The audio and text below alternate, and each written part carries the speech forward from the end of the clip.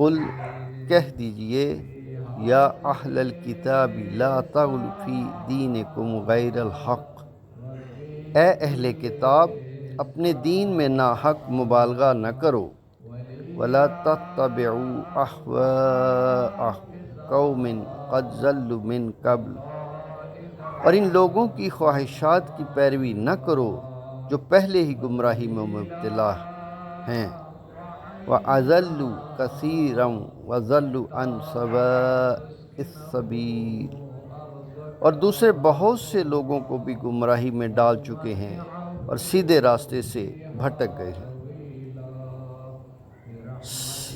مسیحیوں نے اپنے دین میں غلو اور مبالغہ کے کتنے مراحل طے کیے۔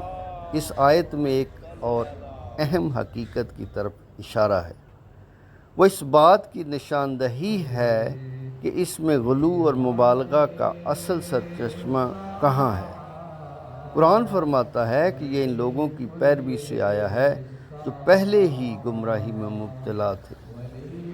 مسیحی تاریخ کا گہرا مطالعہ کرنے والا بخوبی جانتا ہے کہ ان کے دین میں خرافات دو گروہوں کی طرف سے داخل ہوئے ہیں۔